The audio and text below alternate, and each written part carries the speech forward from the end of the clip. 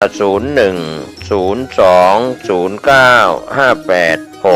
าคารกสิกรไทยสาขาโลตัสคำเที่ยงชื่อบัญชีวัดป่าแพ่งเลขที่บัญชี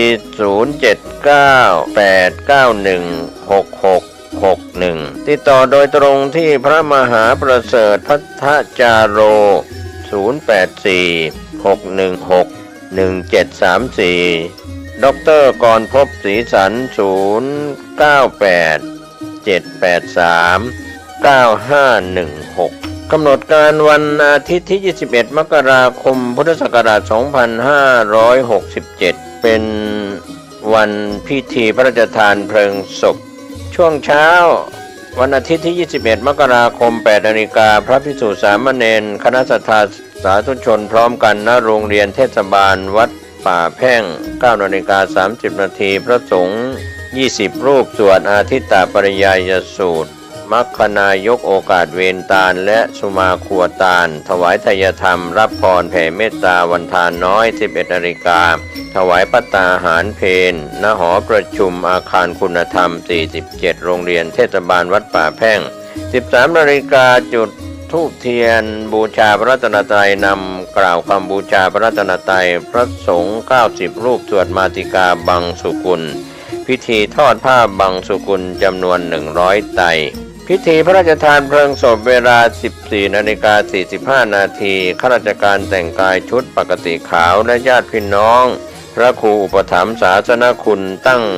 แถวรับกล่องเพลิงพระราชทานเจ้าหน้าที่ตั้งแต่งกล่องเพลิงพระราชทานในที่อันเหมาะสมพันเอกพิเศษสุนทรมานวะอ่านหมายรับสั่งอ่านสำนึกในพระมหากรุณาธิคุณนางวิธิมากันยายนอ่านประวัติพระครูอุปถัมภ์ศาสนคุณประธานในพิธีทอดผ้าไตรประธานสงฆ์ประธานในพิธีวางดอกไม้จันทร์พระสงฆ์วางดอกไม้จันทร์ผู้มีเกียรติระดับสูงข้าราชการแต่งกายชุดปกติขาวชุดเครื่องแบบต้นสังกัดคณะศรัทธาสาธุชนวางดอกไม้จันทร์ตามลำดับเป็นเสร็จพิธีก็เป็นข่าวสารเพื่อการประชาสัมพันธ์ในกำหนดการออกเมนพระราชทานเพลิงศพพระครูอุปถัมภ์ศาสนคุณพดุงนันทกมหาเถระอายุ93ปีพรรษา72อดีตเจ้าอาวาสวัดป่าแพ่งคณะสงฆ์คณะศิษยานุศิษย์คณะศรัทธาผู้มีความเคารพนับถือร่วมงานนี้โดยพร้อมเพรียงกัน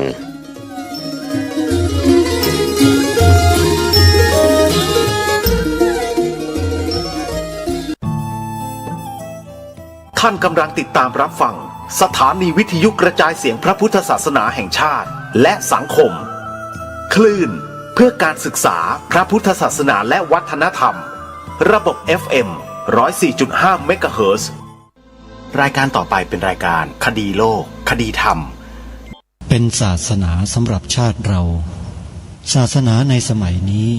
เป็นของที่แยกจากชาติไม่ได้เป็นความจำเป็นที่เราทั้งหลายผู้เป็นไทยจะต้องมั่นคงอยู่ในศาสนาพระพุทธซึ่งเป็นศาสนาสำหรับชาติเราพระพุทธศาสนาก็ดีหรือศาสนาใดก็ดีที่ตั้งมั่นอยู่ได้ก็ด้วยความมั่นคงของผู้เลื่อมใสตั้งใจที่จะรักษาและข้าพเจ้าพูดทั้งนี้ก็เพื่อชักชวนท่านทั้งหลายอย่างเป็นเพื่อนไทยและเพื่อนพุทธศาสนิกชนด้วยกันทั้งนั้นเพื่อความมั่นคงแห่งพระพุทธศาสนาข้าพเจ้ารู้สึกว่าได้ทำหน้าที่สมควรแก่อุปถัมภ์พระพุทธศาสนาเราจะตั้งใจรักษาศาสนาของเราด้วยชีวิตและถ้าท่านตั้งใจจะช่วยข้าพเจ้าในกิจอันใหญ่นี้แล้วก็จะเป็นที่พอใจข้าพเจ้าเป็นอันมากเพราะฉะนั้นเป็นหน้าที่ของเราทั้งหลายที่จะช่วยกันบำรุงรักษาพระพุทธศาสนาอย่าให้เสื่อมสูญไปการที่จะบำรุงพระพุทธศาสนาเราต้องรู้สึกก่อนว่าหลักของพระพุทธศาสนาคืออะไรเราจะถือว่าเราเป็นไทยด้วยกันหมดเราจะต้องรักษาความเป็นไทยของเราให้ยั่งยืนเราจะต้องรักษาพระพุทธศาสนาให้ถาวรวัฒนาการอย่างที่เป็นมาแล้วหลายชั่วโคตรของเราทั้งหลายพระบรมราโชวาทของพระบาทสมเด็จพระมงกุฎเกล้าเจ้าอยู่หัว รัชกาลที่ 6 พระบรมราโชวาทก็ดีพระราชนิพนธ์ก็ดีหรือพระบรมราชโองการของพระมหากษัตริย์ถือเป็นบทบัญญัติแห่งกฎหมายทั้งหมดทั้งสิ้นการบัญญัติให้พระพุทธศาสนาเป็นศาสนาประจำชาติไทยไว้ในรัฐธรรมนูญจึงเป็นสิ่งที่ถูกต้องทั้งกฎหมายและทางโบราณราชประเพณีการบัญญัติให้พระพุทธศาสนาเป็นศาสนาประจำชาติไทยไว้ในรัฐธรรมนูญย่อมเป็นหลักค้ำประกันให้กับประชาชนคนไทยว่าตนได้ปฏิบัติตามกฎหมายอย่างแท้จริงการบัญญัติให้พระพุทธศาสนาเป็นศาสนาประจำชาติไทยไว้ในรัฐธรรมนูญมิได้เป็นการลิดรอนสิทธิเสรีภาพของผู้ใดแต่เป็นการยืนยันความจริงตามกฎหมายและประวัติศาสตร์ชาติไทยการบัญญัติให้พระพุทธศาสนาเป็นศาสนาประจำชาติไทยไว้ในรัฐธรรมนูญจะทำให้พระพุทธศาสนาได้รับการอุปถัมภ์และคุ้มครองจากรัฐดุจเดียวกันกับที่องค์พระมหากษัตริย์ทรงกระทำมาการบัญญัติให้พระพุทธศาสนาเป็นศาสนาประจำชาติไทยไว้ในรัฐธรรมนูญจะป้องกันพระพุทธศาสนาไม่ให้ถูกลัทธินิกายนอกศาสนากระทำการใดๆได้ด้วยอุบายต่างๆนานาการบัญญัติให้พระพุทธศาสนาเป็นศาสนาประจำชาติไทยไว้ในรัฐธรรมนูญจะทำให้สังคมไทยมีแต่ความสุขร่มเย็นเป็นธรรมทั้งต่อคนศาสนาอื่นและคนสัญชาติอื่นได้อย่างแท้จริงแต่ถ้าไม่บัญญัติให้พระพุทธศาสนาเป็นศาสนาประจำชาติไทยไว้ในรัฐธรรมนูญในอนาคตประเทศไทยจะต้องตกอยู่ในสถานะเดียวกันกับพื้นที่3 จังหวัดชายแดนภาคใต้อย่างแน่นอนพระบรมราโชวาทพระบาทสมเด็จพระเจ้าอยู่หัวในมหาสมาคมณพระที่นั่งอมรินทร์วินิจฉัยในพระบรมมหาราชวังโดยที่พระพุทธศาสนาเป็นศาสนาประจำชาติของเราทั้งตามความศรัทธาเชื่อมั่นของข้าพเจ้าเองก็เห็นเป็นศาสนาที่ดีศาสนาหนึ่งเนื่องในบรรดาสัจธรรมคำสั่งสอนอันชอบด้วยเหตุผลจึงเคยคิดอยู่ว่าถ้าโอกาสอำนวยข้าพเจ้าควรจะได้บวชสักเวลาหนึ่งตามราชประเพณีซึ่งจะเป็นทางสนองพระเดชพระคุณพระราชบูรพการีตามคตินิยมด้วยแต่นับตั้งแต่ข้าพเจ้าได้ครองราชย์สืบสันตติวงศ์ต่อจากสมเด็จพระเชษฐาธิราชก็ล่วงมากว่า10 ปีแล้วเห็นว่าน่าจะถึงเวลาที่ควรจะทำตามความตั้งใจไว้นั้นแล้วประการหนึ่งอันหนึ่งการที่องค์สมเด็จพระสังฆราชหายประชวรมาได้ในคราวประชวรครั้งหลังนี้ก่อให้เกิดความปีติยินดีแก่ข้าพเจ้ายิ่งนักได้มาคำนึงว่าถ้าในการอุปสมบทของข้าพเจ้าได้มีองค์สมเด็จพระสังฆราชเป็นพระอุปชฌาย์แล้วก็จะเป็นการแสดงออกซึ่งความศรัทธาเคารพในพระองค์ท่านของข้าพเจ้าได้อย่างเหมาะสมอีกประการหนึ่งจึงได้ตกลงใจที่จะบรรพชาอุปสมบทในวันที่22 เดือนนี้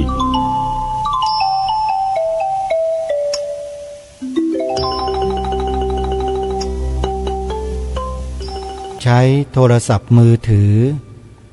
ดาวน์โหลดแอปพลิเคชันที่ชื่อว่าวิทยุพุทธศาสนาทั่วไทยเพื่อติดตามรับฟังรายการนี้ได้เป็นประจำทุกวันแอปพลิเคชันดังกล่าวท่านสามารถรับฟังสถานีวิทยุพระพุทธศาสนาแห่งชาติได้มากถึง45 สถานีทั่วไทยรายการนี้ออกอากาศผ่านสถานีวิทยุเหล่านั้น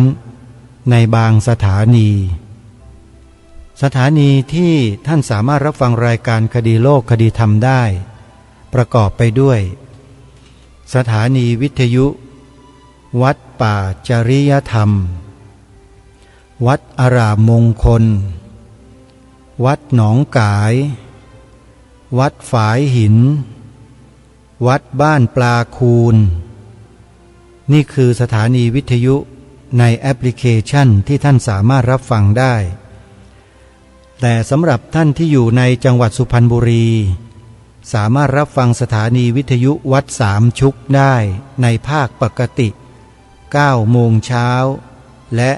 2 ทุ่มตรง2 เวลาที่คลื่น FM 100.25 เมกะเฮิรตซ์ขอเชิญสาธุชนได้บอกต่อให้ญาติธรรมเพื่อนมิตรสหายของเราญาติของเราดาวน์โหลดแอปพลิเคชันนี้ไว้ให้ทั่วถึงกันแอปพลิเคชันที่ชื่อว่าวิทยุพุทธศาสนาทั่วไทยใครบอกผู้อื่น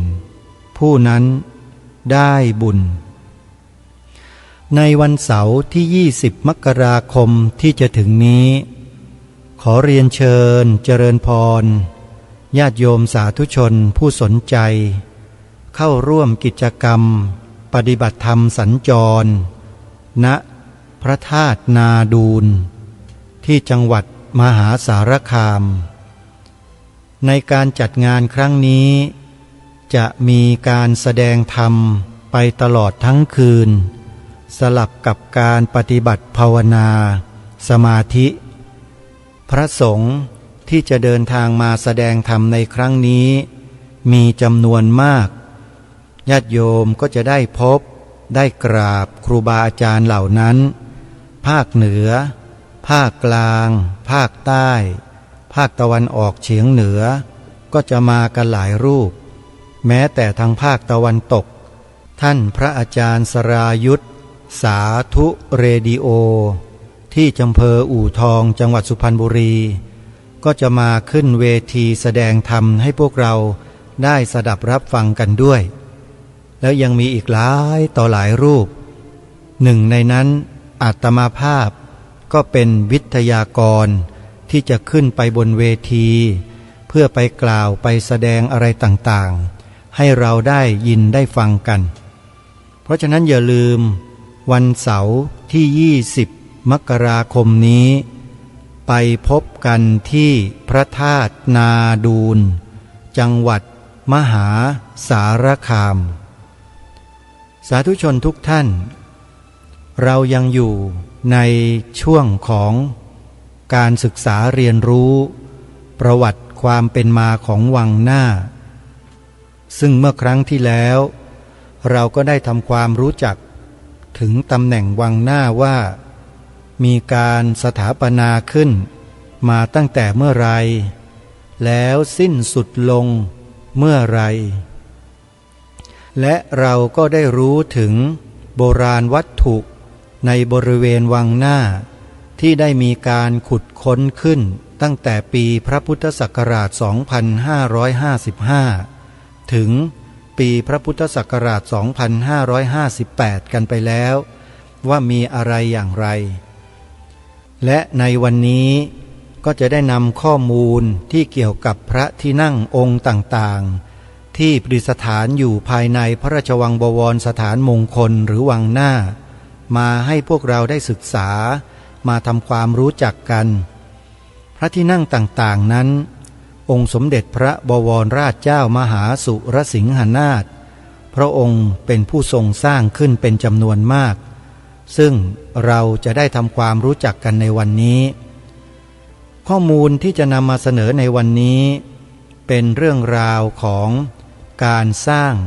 พระราชวังหน้าของสมเด็จพระบวรราชเจ้ามหาสุรสิงหนาถและพระที่นั่งองค์ต่างๆยังคงมีปรากฏให้พวกเราได้เห็นกันอยู่อาตมาภาพเคยคิดอยู่ว่าถ้าเป็นไปได้จะมีการจัดทัวร์วังหน้าเป็นการเฉพาะขึ้นสักช่วงหนึ่งเพื่อให้พวกเราได้ศึกษาเรียนรู้จากพื้นที่จริงซึ่งอาตมาภาพจะจัดเป็นกรุ๊ปทัวร์เล็กๆกรุ๊ปละ20 ท่าน20 ท่านแล้วก็จะอธิบายให้ความรู้กับพวกเราพร้อมกับสร้างจิตสำนึกในความจงรักภักดีต่อสถาบันพระมหากษัตริย์ ไปในตัวด้วยซึ่งตรงนี้ก็จะต้องปรึกษาหารือกับทีมงานหรือผู้ที่สนใจจะเข้ามาร่วมเป็นจิตอาสาว่าจะมีส่วนร่วมและจะทำกิจกรรมในลักษณะเช่นนี้กันดีหรือไม่ซึ่งในเรื่องนี้อาตมาภาพเองมีความหวังและปรารถนาจะทำมานานแล้วแต่หาจังหวะและโอกาสที่เหมาะสมยังไม่ได้แต่หลังจากที่วัดมหาธาตุยุวราชรังสฤษฎ์จัดงานสมโภชพระอารามขึ้นเมื่อเดือนธันวาคมช่วงปลายเดือนกับต้นเดือนมกราคมที่ผ่านมาเลยทำให้มีแนวความคิดตรงนี้เกิดขึ้นอย่างมากเลยเพราะต้องการจะให้พวกเรานั้นได้จดจำประวัติศาสตร์ของชาติไทยของเราโดยเฉพาะประวัติศาสตร์ในยุคต้นกรุงรัตนโกสินทร์ของเราว่ามีที่มาที่ไปความเป็นมาเป็นไปและมีความสำคัญต่อประเทศชาติบ้านเมืองในปัจจุบันนี้อย่างไรและต้องการให้พวกเรานั้นได้นำข้อมูลที่เราได้จากการจัดทัวร์วังหน้านี้ไปถ่ายทอดให้ลูกหลานของเราสืบต่อไปตรงนี้มีความหวังและปรารถนาเพียงอย่างเดียวคือต้องการสร้างจิตสำนึกให้แก่คนไทยของเรา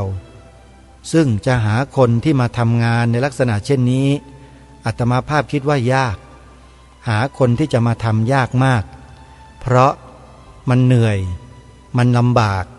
และมันยุ่งยากหลายประการที่สำคัญก็คือว่าจะต้องเดินจะต้องยืนเดินแล้วก็ยืนอยู่ในสถานที่นี้ตลอดทั้งวันเวลาหยุดพัก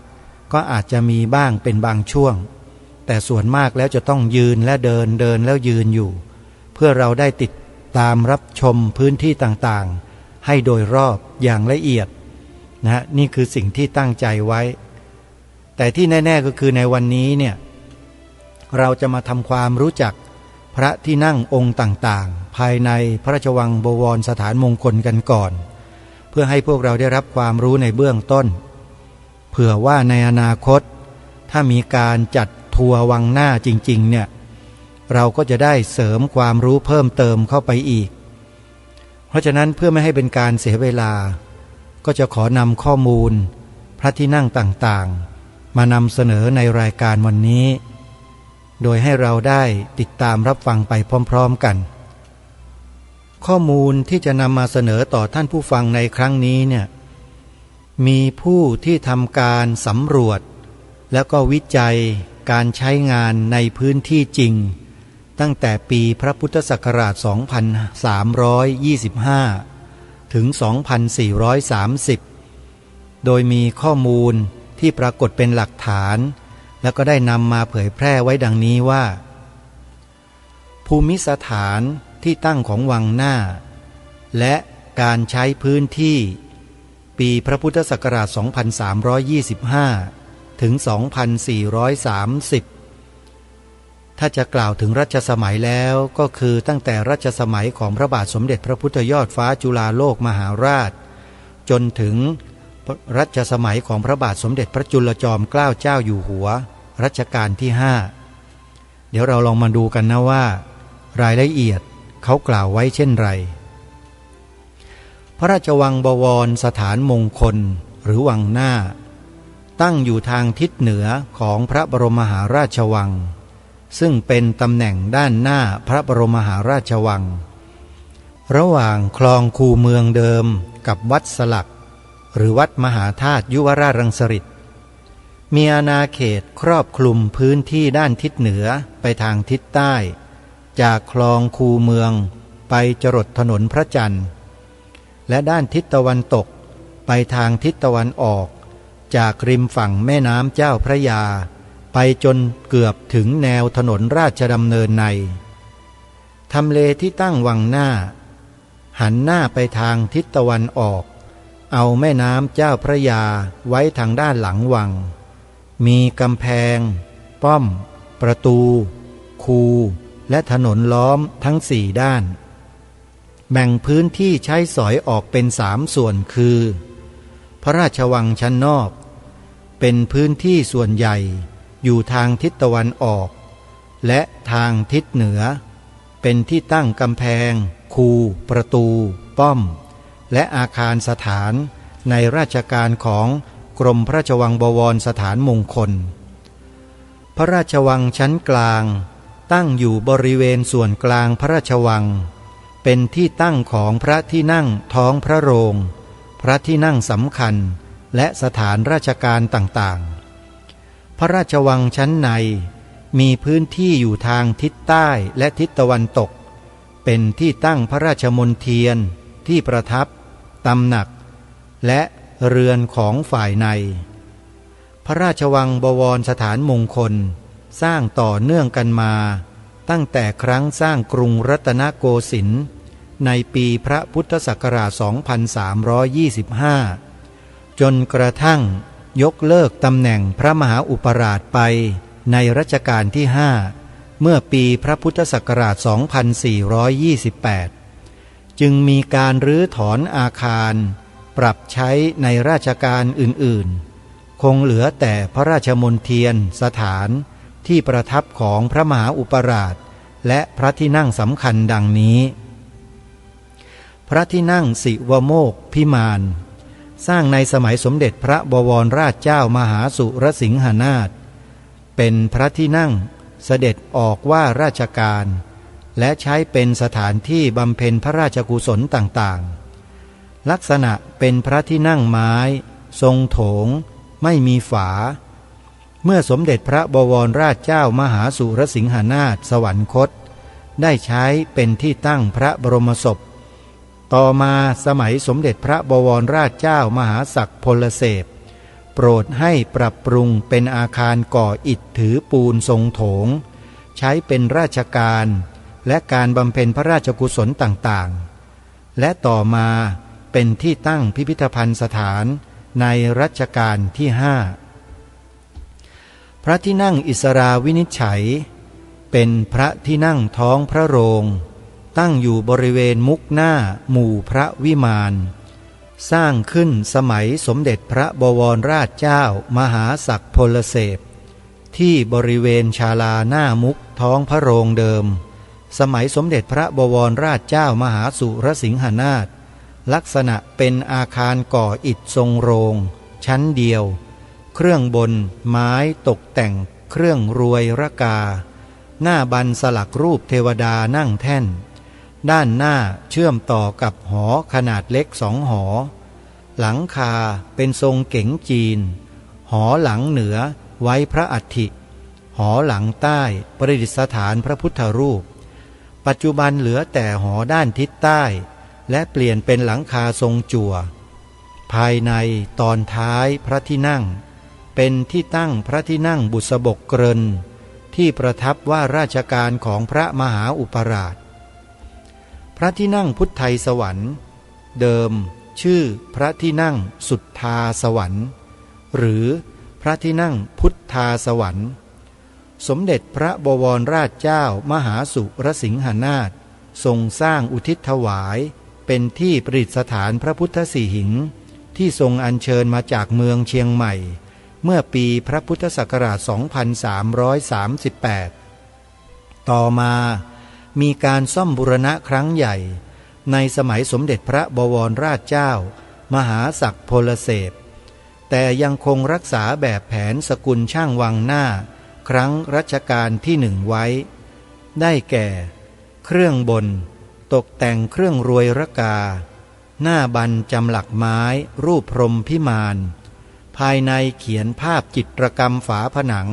ภาพเทพชุมนุมพระพุทธประวัติฝีมือช่างรัชกาลที่ 1หมู่พระวิมานคือพระราชมณฑียนที่ประทับในกรมพระราชวังบวรสถานมงคลสร้างขึ้นเมื่อราวพระพุทธศักราช 2332 ประกอบด้วยหมู่พระที่นั่งรวมทั้งสิ้น11 หลังตัวพระวิมานสร้างเรียงกัน3 หลังตามคติที่ประทับ3 ฤดูหลังทิศใต้มีชื่อว่าพระที่นั่งวสันตพิมานหมายถึงที่ประทับในฤดูฝนหลังกลาง ชื่อพระที่นั่งวายุสถานอมเรศหมายถึงที่ประทับในฤดูหนาวและหลังทิศเหนือชื่อพระที่นั่งพรหมเมธธาดาหมายถึงที่ประทับในฤดูร้อนพระตำหนักแดงสร้างขึ้นในรัชกาลที่หนึ่งเดิมตั้งอยู่ในพระบรมมหาราชวังเป็นที่ประทับของสมเด็จพระเจ้าพี่นางเธอเจ้าฟ้ากรมพระศรีสุดารักษ์ต่อมาเป็นที่ประทับของสมเด็จพระศรีสุริเยนทราบรมราชินีในรัชกาลที่สองต่อมาในสมัยรัชกาลที่สามย้ายไปปลูกที่พระราชวังเดิมกรุงธนบุรีจนกระทั่งสมเด็จพระศรีสุริเยนทรามาศสวรรคตจึงรื้อพระตำหนักไปถวายวัดเขมาพิรตารามเมืองนนทบุรีเมื่อพระบาทสมเด็จพระปิ่นเกล้าเจ้าอยู่หัวทรงบวรราชาภิเษกแล้วจึงโปรดให้ย้ายพระตำหนักส่วนที่เคยประทับมาตั้งที่พระบวรราชวังในรัชกาลที่สี่พระที่นั่งอิสเรศราชานุสรณ์เดิมชื่อพระที่นั่งวงจันทร์พระบาทสมเด็จพระปิ่นเกล้าเจ้าอยู่หัวโปรดให้หลวงชาติเสนีทัตสร้างเป็นพระราชมณฑียนที่ประทับลักษณะเป็นตึกสองชั้นแบบตะวันตกชั้นล่างใช้เป็นที่อยู่ของพนักงานชั้นบนเป็นที่ประทับแบ่งห้องใช้สอยตามการใช้สอยเป็น5 ห้องได้แก่ห้องเสวยห้องรับแขกห้องพระบรรทมห้องแต่งพระองค์พร้อมห้องสงฆ์ห้องสมุดและห้องทรงพระอักษรทรงประทับอยู่ต่อมาจนกระทั่งสวรรคตจึงเปลี่ยนชื่อเป็นพระที่นั่งอิสเรศราชานุสรณ์เพื่อเป็นพระบวรราชานุสรณ์ในพระบาทสมเด็จพระปิ่นเกล้าเจ้าอยู่หัวเก๋งนุกิจราชบริหารสันนิษฐานว่าสร้างขึ้นเป็นส่วนหนึ่งของพระที่นั่งบวรบริวัตรซึ่งพระบาทสมเด็จพระปิ่นเกล้าเจ้าอยู่หัวโปรดให้พระวิสูตรวราลีหรือมะลิสร้างที่บริเวณด้านหน้าพระที่นั่งอิสเรศราชานุสรณ์ลักษณะเป็นอาคารเก๋งจีนชั้นเดียวขนาดเล็กหลังคามุงกระเบื้องจีนบริเวณจั่วหน้าบันและสันหลังคาเขียนลายกระบวนจีนประตูด้านหน้าเป็นประตูบานพับไม้แกะสลักเขียนสีเป็นรูปเครื่องตั้งและแจกันปักเครื่องมงคลจีนภายในเขียนจิตรกรรมฝาผนังทั้ง3 ด้านเรื่องพงศาวดารท้องศิลป์ฝีมือช่างจีนพระที่นั่งมังคลาภิเษกสร้างขึ้นในสมัยรัชกาลที่4เดิมตั้งอยู่บนกำแพงแก้วด้านหน้าพระที่นั่งอิสราวินิจฉัยมุมด้านทิศเหนือเป็นคู่กันกับพระที่นั่งเอกอลงกฎซึ่งตั้งอยู่มุมด้านทิศใต้ลักษณะเป็นพระที่นั่งโถงยกพื้นสูงหลังคาทรงจั่ว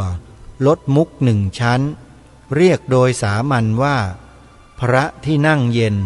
ใช้สำหรับประทับตากอากาศหอแก้วศาลพระภูมิสร้างขึ้นเป็นที่สถิตของพระภูมิประจำพระราชวังบวรสถานมงคลตั้งอยู่บนเขามอลักษณะเป็นหอทรงโรงก่ออิฐถือปูนภายในหอแก้วประดิษฐานจเวตแผ่นไม้รูปคล้ายใบเสมาเขียนสีรูปเทวดาถือพระขันเป็นรูปแทนองค์พระภูมิฐานเขามอเขียนสีรูปเทวดาถือพระขันเป็นรูปแทนองค์พระภูมิฐานเขามอประดับตกแต่งด้วยพันไม้ต่างๆมีกำแพงแก้วล้อมรอบต่อมาหรือไปในสมัยสมเด็จพระบวรราชเจ้ามหาเสนานุรักษ์วัดบวรสถานสุทธาวาสเป็นวัดที่ตั้งอยู่ในพระราชวังบวรสถานมงคลวังหน้าเดิมเป็นวัดหลวงชีต่อมาสมัยสมเด็จพระบวรราชเจ้ามหาเสนานุรักษ์โปรดให้ใช้เป็นสวนเลี้ยงกระต่าย ครั้นถึงสมัยสมเด็จพระบวรราชเจ้ามหาศักดิ์พลเสพจึงสร้างเป็นพระอารามแต่ยังไม่ทันแล้วเสร็จก็เสด็จที่วงคตพระบาทสมเด็จพระปิ่นเกล้าเจ้าอยู่หัวและพระบาทสมเด็จพระจอมเกล้าเจ้าอยู่หัวทรงสร้างต่อมาจนแล้วเสร็จในรัชกาลที่ 4ปัจจุบันนี้สิ่งก่อสร้างคงเหลือเพียงพระอุโบสถหลังเดียวมีลักษณะเป็นอาคารทรงไทยหลังคาจตุรมุขฐานยกสูง3 ชั้นมีบันไดทางขึ้นทั้ง4 ด้านผนังด้านในเขียนภาพจิตรกรรมเรื่องตำนานพระพุทธสีหิงพระอดีตพุทธเจ้า28พระองค์ภาพเทพเจ้าในศาสนาฮินดูและการอวตารของพระนารายณ์และนี่ก็เป็นข้อมูลที่ทางรายการได้นำมาเสนอต่อท่านผู้ฟังเกี่ยวกับเรื่องพระที่นั่งองค์ต่างๆที่มีอยู่ในพระราชวังบวรสถานมงคลซึ่งเป็นทั้งที่องค์สมเด็จพระบวรราชเจ้ามหาสุรสิงหนาถบุญมาสมเด็จพระมหาอุปราชในรัชกาลที่ 1ได้ทรงสร้างไว้ซึ่งมีอยู่จำนวนหลายองค์เหมือนกันและพระที่นั่งองค์ใหม่ๆที่สร้างขึ้นในรัชสมัยของพระบาทสมเด็จพระพุทธเลิศล่านภาลัยพระบาทสมเด็จพระนั่งเกล้าเจ้าอยู่หัวและพระบาทสมเด็จพระจอมเกล้าเจ้าอยู่หัวก็มีให้พวกเราได้ศึกษาเรียนรู้กันเพราะฉะนั้นท่านสาธุชนทุกท่านการที่เราจะศึกษาประวัติศาสตร์ไม่ว่าจะเป็นสถานที่อาคารโบราณทั้งหลายทั้งปวงเหล่านี้เนี่ยเราศึกษาไปเพื่ออะไรสิ่งเหล่านี้ทางการถือว่าเป็นสมบัติของแผ่นดินที่สำคัญมากเป็นหลักฐานชิ้นสำคัญที่สามารถบ่งบอกถึงความเป็นมาของบ้านเมืองของเราได้เป็นอย่างดีเพราะฉะนั้นรุ่นเรายังมีโอกาสที่จะได้เห็นได้สัมผัสของจริงอยู่ใครก็ตามถ้ามีโอกาสแล้วขอเชิญนะโยมนะมากรุงเทพมหานครเดินทางมาแถวท้องสนามหลวงแล้วอย่าลืมแวะมาเยี่ยมชมพระราชวังบวรสถานมงคลซึ่งในปัจจุบันนั้น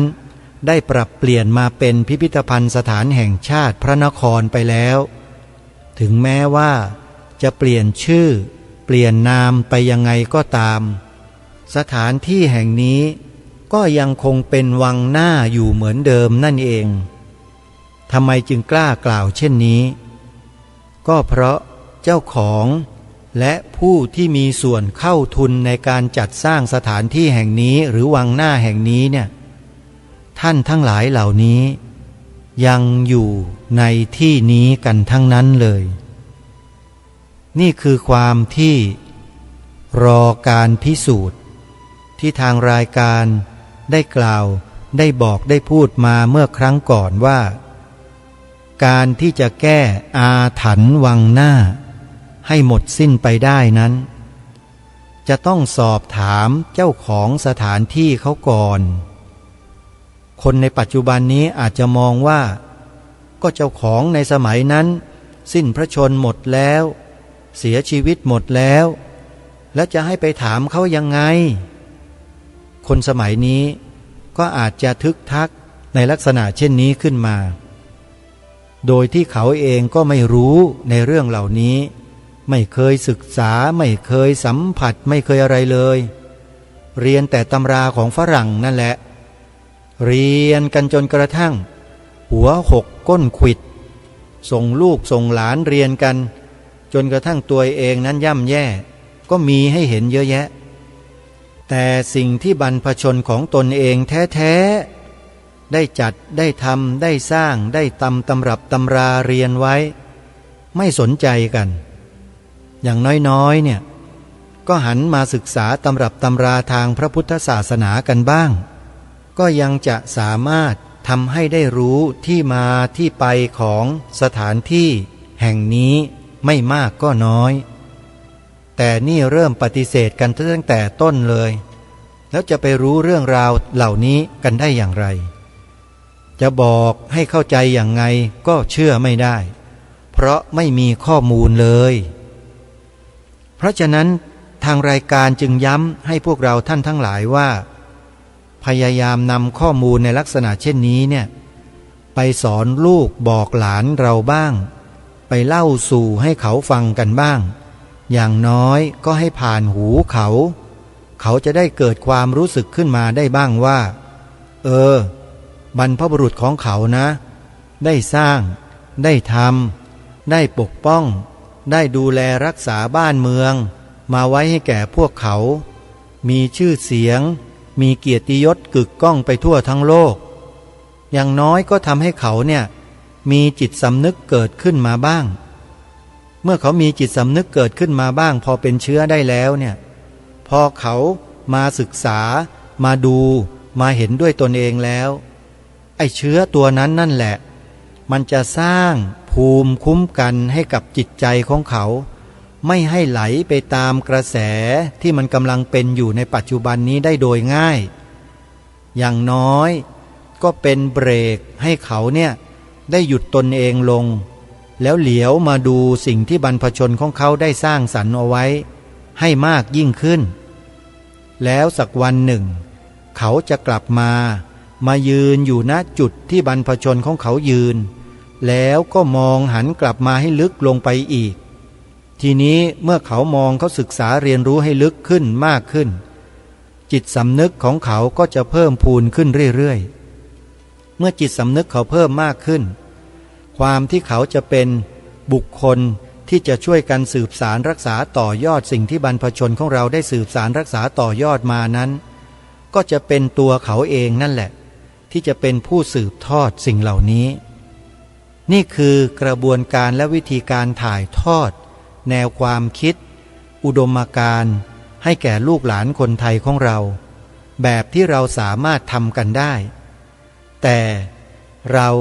ไม่ใคร่จะทำในเรื่องนี้กันทางรายการเนี่ยเป็นห่วงมาก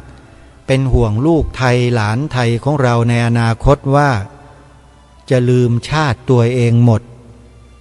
ลืมกันหมดเลยเพราะฉะนั้นขอให้พวกเรารุ่นเราเนี่ยอย่าได้ประมาทกันเลยนะโยมมาช่วยกันเถอะแม้แต่พระคุณเจ้าของเราก็เหมือนกันอย่าประมาทกันอยู่เลยท่านอย่าคิดว่าวิทยาการสมัยใหม่เทคโนโลยีสมัยใหม่เนี่ยมันจะดีเลิศประเสริฐสีทำให้เรานั้นเข้าสู่มรรคผลพระนิพพานได้นะอาตมาภาพคิดว่ายากแล้วก็คงจะเป็นไปไม่ได้ด้วยซ้ำไปเพราะสิ่งที่เป็นเทคโนโลยีวิทยาการสมัยใหม่เนี่ยมันย่อมนำมาซึ่งสิ่งที่ล่อจิตล่อใจของมนุษย์ให้ตกต่ำลงด้วยอำนาจของกิเลสที่เฟื่องฟู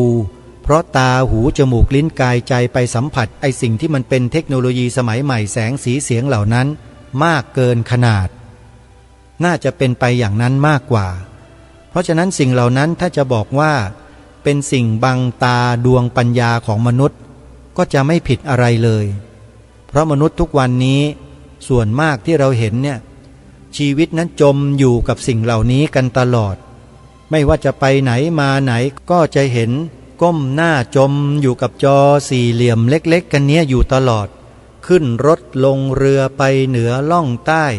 จะกินจะเที่ยวจะดื่มจะพูดจะนอนแม้แต่จะนอนก็ยังจะดูกันเลยเห็นไหมฮะเพราะฉะนั้นสิ่งเหล่านี้จะบอกว่าจะพาเราไปถึงพระนิพพานโดยที่ไม่ใช้ให้เป็นประโยชน์ให้เกิดความรู้ความเข้าใจในสิ่งที่ควรรู้ควรเข้าใจนั้นมันยากเหลือเกิน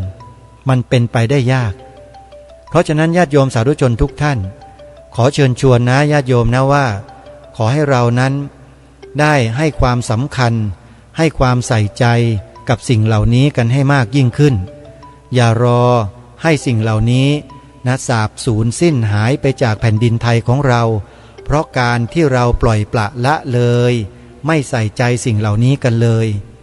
ขอฝากพวกเราไว้ณที่นี้ให้ร่วมด้วยช่วยกันอย่าให้ดวงพระวิญญาณก็ดีวิญญาณของบรรพชนของเราก็ดีที่รอพวกเราอยู่ในภพภูมิข้างหน้านั้น จะต้องมาตัดพ้อต่อว่าดวงวิญญาณของพวกเราเมื่อตายจากชาตินี้ไปแล้วหรืออาจจะลงทันลงโทษเราในอนาคตเราก็ไม่อาจจะรู้ได้อย่าให้เกิดเหตุการณ์เช่นนั้นขึ้นเลยนะเพราะฉะนั้นเพื่อความไม่ประมาทให้พวกเราร่วมด้วยช่วยกันข้อมูลมีอยู่ในโลกโซเชียลแล้วมากมายเราจงศึกษาเรียนรู้ทำความเข้าใจให้ท่องแท้ให้เห็นชัดแล้วเราก็นำสิ่งเหล่านี้แหละไปปลูกฝังไปบอกไปสอนให้ลูกหลานของเราได้เกิดความสนใจวิธีการนำเสนอก็ให้เล่าเป็นแบบนิทานให้ลูกหลานเราได้ฟัง